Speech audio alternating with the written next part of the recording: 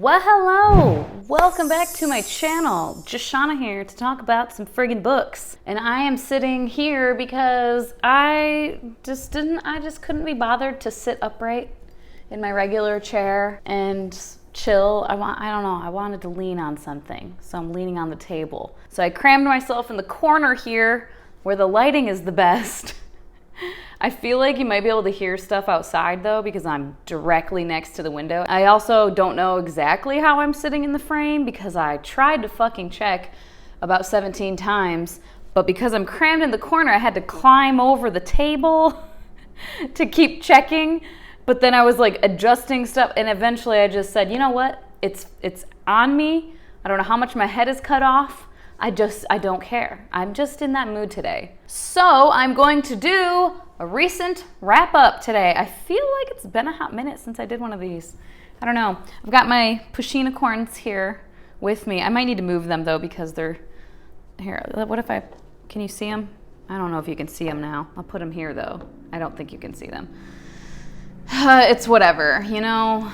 That's just the mood of the day. It's whatever. Let's just get into it. The first book I'm going to talk about is Raybearer by Jordan Ifueko. And I personally love this color. I just like colorful things. And the colors on the back, like, it's just so pretty. Yeah, I quite enjoy this. I don't know what you can see or not see. You know, there's other people on BookTube who just have like such high quality content and filming setups and they're always like put together. That's not what you come here for, right? I hope not. But yeah, this is a young adult fantasy set in an African-inspired world with African-based mythology and lore, etc. We follow our main character, Tarasai. She goes by Tar most of the time, but her name is Tarasai. She is raised in an enchanted rural home, kept very secluded. She never sees her mother. It's per her mother's orders that she is kept away from her own mother. Her mom hardly ever comes to see her, and when she does, it's a very keeping you at a distance situation. And Tar has a magical ability, which some people in this world do have different magical abilities, but she has one where she can steal memories essentially, and she can give people memories, I think, as well. No, that's incendiary. It's a very similar thing.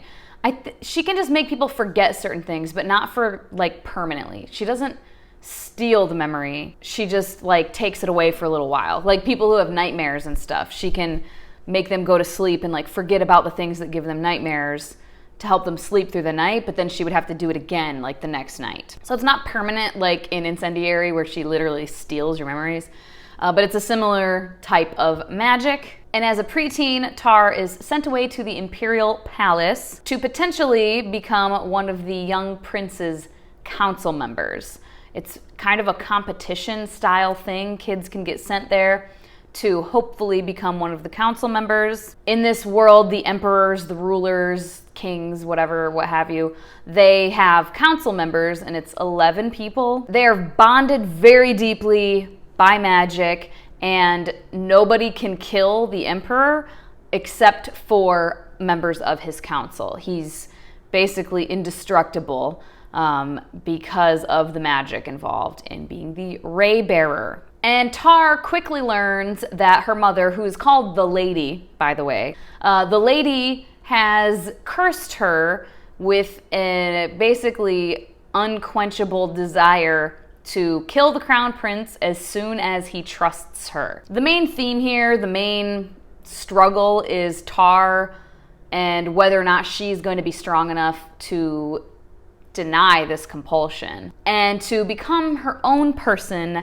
outside of the shadow of the Lady. I thought this was a really solid debut for a young adult fantasy. There were some things with the plot and the magic system that were slightly weaker for me, but I really enjoyed the world building. I'm a sucker for some cool mythology and lore, so that always works for me when that is present. which there was that here. The characters I felt were nuanced and they had complexities to them, which was especially apparent in the mother-daughter relationship between Tar and the lady. It was very complicated. I enjoyed my reading experience with this and I would recommend it for sure, but I just didn't feel like I especially loved it. I didn't love it like I wanted to or I was hoping to, and mostly just because I didn't find myself getting super invested in the characters. And I don't know for sure yet if I will read the second book. I think I probably will because I'm interested in the world enough,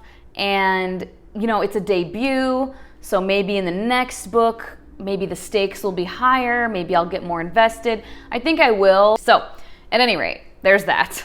On my 1 to 10, I gave this a 6.85, which translates to 3.5 Pushinicorns. Next up, The Killing Moon by N.K. Jemisin. This is book 1 of the Dreamblood duology. This is adult fantasy in an Egyptian-inspired world. There's mythology involved here, and basically in this world we have some varying kingdoms, and there's politics involved.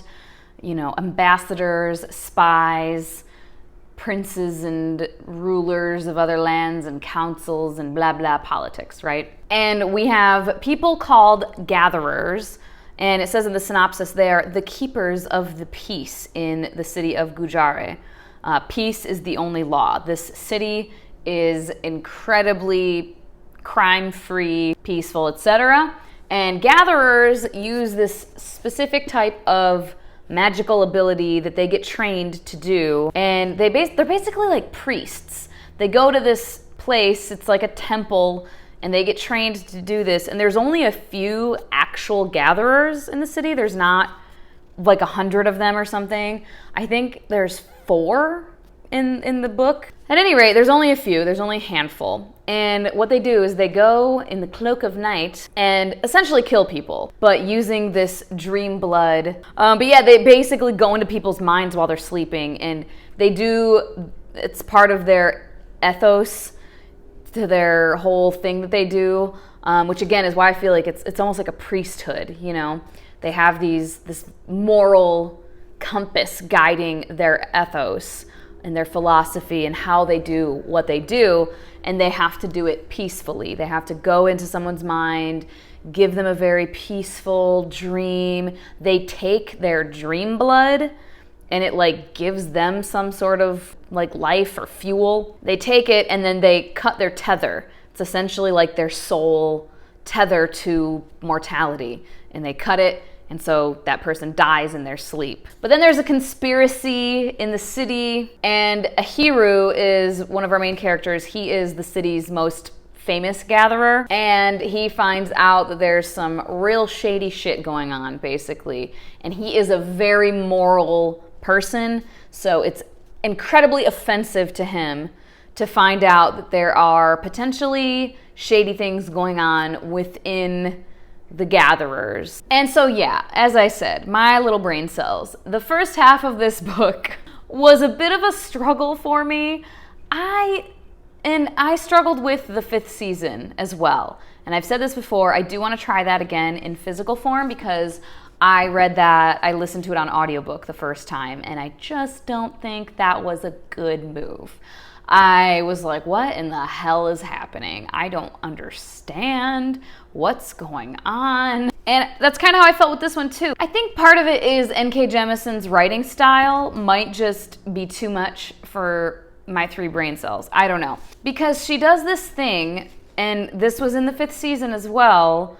It's like a very complex concept, idea, ethos, whatever, and it's like being alluded to, but it's almost like she talks about it as if it's something we should understand already. Like she kept talking about, oh, what was it called? I of course cannot fucking remember what it's called now, and I didn't notate it anywhere. But yeah, they have to like sit and meditate essentially and pray to their goddess if they do something bad and they need like her judgment. It's called something though, but they kept referring to it or alluding to it, referencing it over halfway through the book, I think, it finally got explained. And it's not that I think authors need to spoon feed, or not that I like being spoon fed. If there's a mystery or something, yeah, you know, we want a little bit of foreshadowing, a little touch of this, touch of that. But this wasn't involved with a mystery or anything. It was just like part of the world building that she was like teasing us with. Learning about that thing didn't like, oh, plot twist. It didn't change what was happening in the book. It wasn't involved in any of the mystery or conspiracy. It was just a part of this world building, a part of this philosophy of the Gatherers that like she was purposely keeping from us and like trailing us along, like teasing us with it. And for me, it's like, I don't understand why would you do that? It's not a good nor a bad thing. I don't think it makes for good or bad writing. It's just something that for me personally, I don't really enjoy. It takes me out of the story. And for what reason? It wasn't even that important. You know what I'm saying? So it's things like that N.K. Jemisin seems to do, at least from, I've only read the 2 books, so I'm going off of a very minor sampling. But yeah, she does that, and it just doesn't work for my little brain. I get distracted by that thing and then it's like I hype it up in my brain like this must be something big. And so I'm like focusing on it every time it's referenced. I'm like, oh, there's that thing again. It's got to be a big deal because she keeps like not telling us what it is. And then when it's revealed, I was like, oh, okay, why couldn't we have known that before? So I don't know. That doesn't really work for me when she does that. Very complex world though. Like I said, politics involved. I was into all of that. I wanted to know what was happening, this conspiracy, what have you. And all of that played out in interesting ways for me. It just was that first half of the book where my brain cells were struggling. And same as Raybearer, on my 1 to 10, I gave this one a 6.85, which translates to 3.5 Pushinicorn. So woot woot to that. And next, David Mogo God Hunter by Sui Davies Okungbawa. I buddy read this with Ashley at Don't Have a Degree in Reading. And I purchased this because I read, now what was it called? Hello? Dominion.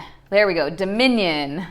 An African anthology in speculative fiction, it's a long title, but Dominion. That short story collection. He had a story in there that I quite enjoyed. He had this book, so I picked it up.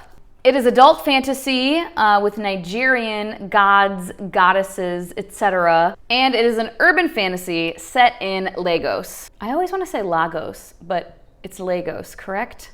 So in this book, gods are a very real thing, gods and goddesses, and they have fallen from their realm and they are taking up residence in Lagos. Some of them are still stuck in kind of an in-between realm, world, etc. David Mogo is a demigod. His mother is a goddess. He knows next to nothing about her, and he was raised by a wizard who is not his actual biological father. And he is a grown man who has become a god hunter because in Lagos there are gods, minor gods, and godlings that are like magical creatures that come from the gods, essentially, and they're just mischief makers. They just get into shit, they cause problems for people in their neighborhoods.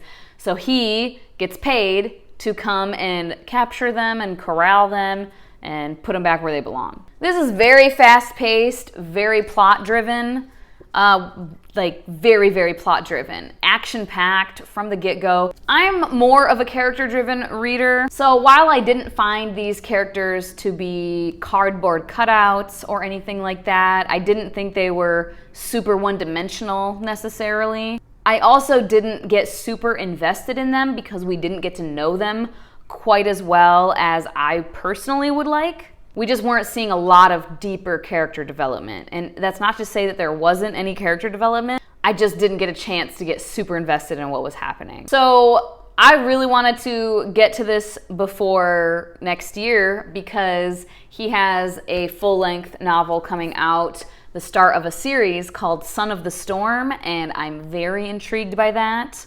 So yeah, I'm more excited for it now after having read this, because while this wasn't like my favorite book or anything like that, I enjoyed it. I thought it was really solid. And again, if you are a plot-driven reader and you like just getting into it, starting off, going with the plot, and also getting to know the characters and liking the characters, etc., I think you would really enjoy this. And if you like mythology, there's just so much mythology.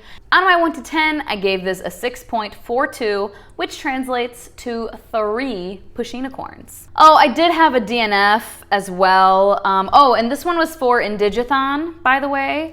It's featuring a lot of Yoruba mythology and Yoruba lore, and the Yoruba people are indigenous to Nigeria. So I said, hey, that counts for one of the prompts of outside the US. And then anyways, the next book that I DNF'd was also for Indigathon, and it was a bummer.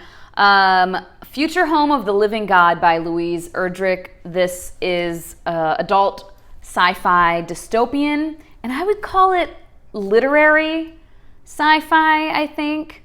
Kind of like Station 11. That's a very thoughtful, I guess, dystopian. It's not action, action, action. There's things happening and crazy things, but yeah, it's just not super, super plot driven necessarily, at least what I listened to. So in this world, basically, babies start being born as little baby cavemen. Human evolution is drastically regressing, essentially. And scientists are obviously like, what the fuck is happening? And people are freaking out a little bit, and it becomes a like dystopian, apocalyptic situation. And yeah, I got like about 10 to 15% of the way through before I just couldn't anymore. I didn't care. There are a lot of internal monologues. So the main character is basically writing in a journal to her unborn child. She is pregnant right when all of this stuff is kind of ramping up and getting more escalated. It's just so much internal monologuing and just philosophizing about everything, thinking about this and, oh geez, this and that and the other thing, and what I want for you is this, because in this world it's like this, and oh geez, if only humans could, and our evolution, like, it was not for me.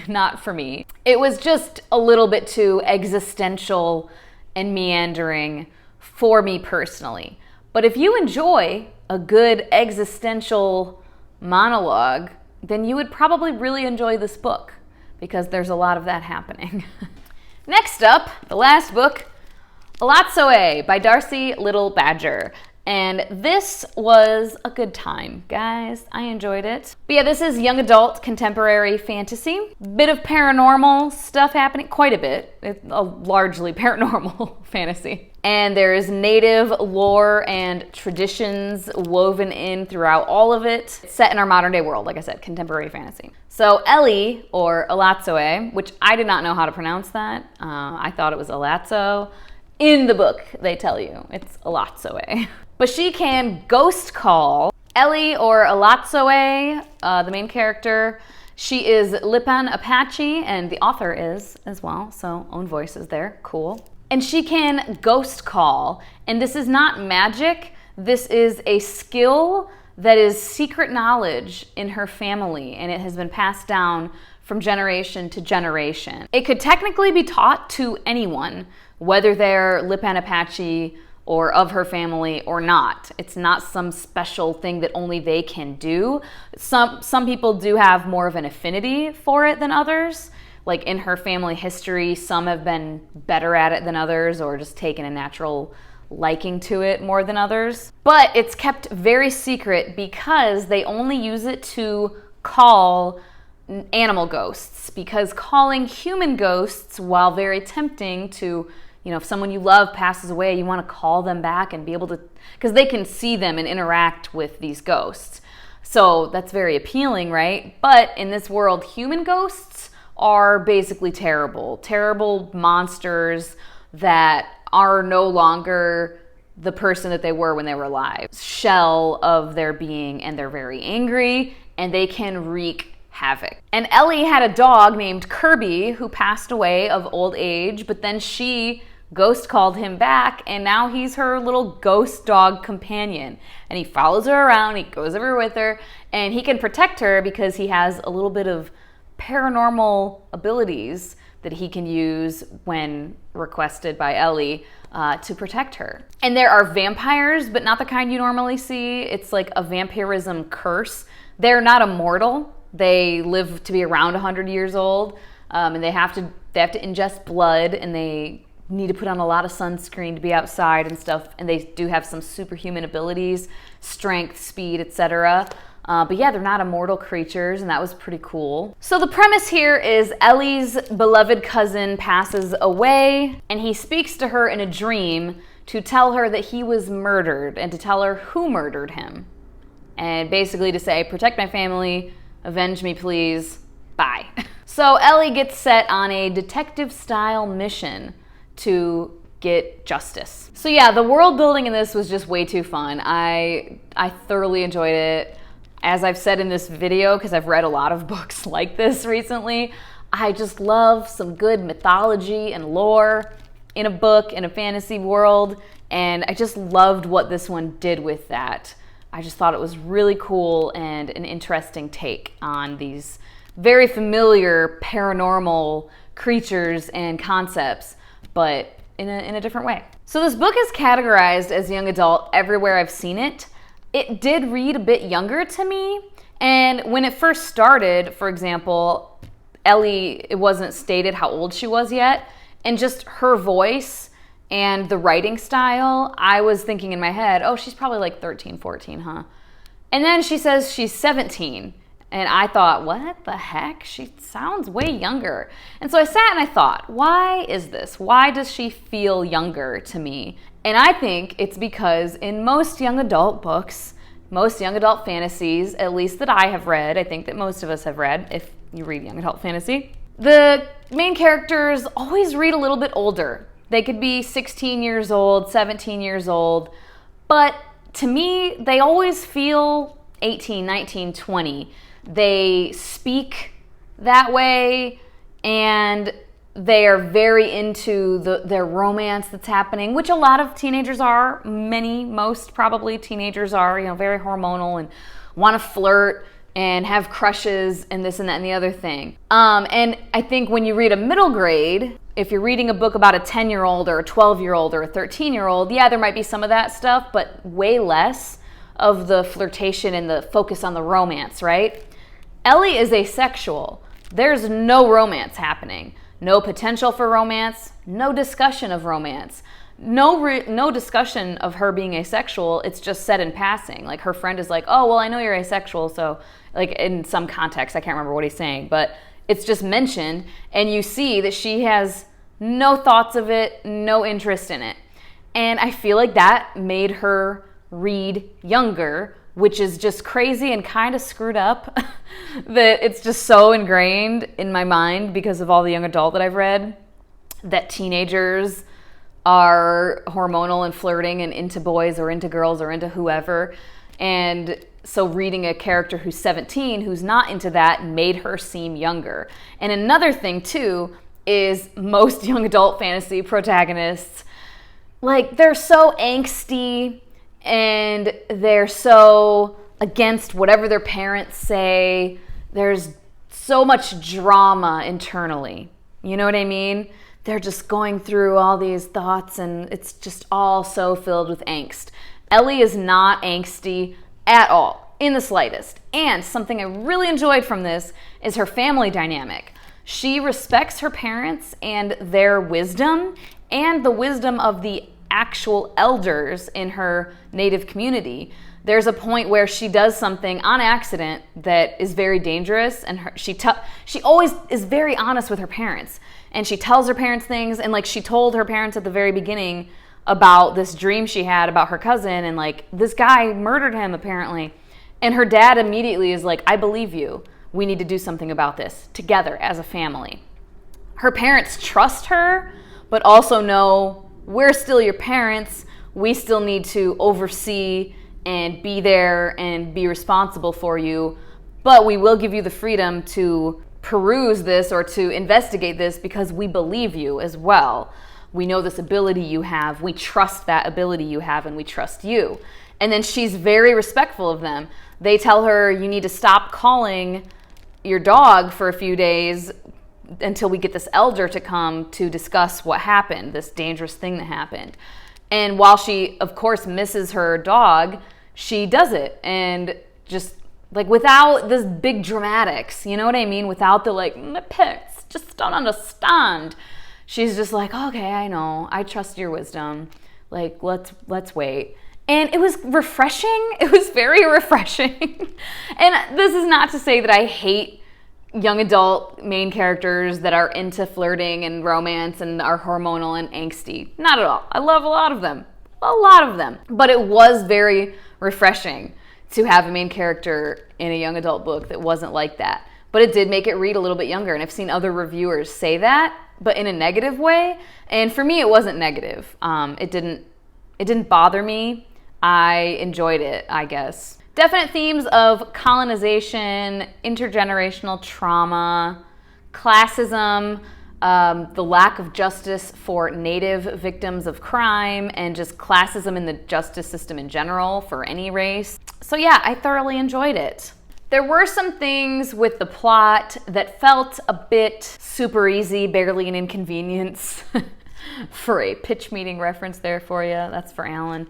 Yeah, so there were, especially towards the end, kind of the culmination of the plot, it did feel a little bit too easy, but it didn't bring my enjoyment down super huge amounts necessarily. On my 1 to 10, I gave this a 7.14, which translates to 4 Pusheenacorns. Highly recommend if any of that sounds interesting to you. There we have it. Those are the books. I don't know how long I just talked.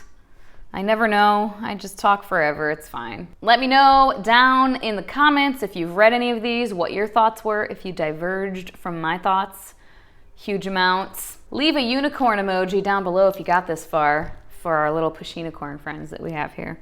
I don't know if you can see them still. As always, thank you so much for your time. Hope you guys have a wonderful day, and I will talk to you later. Bye-bye.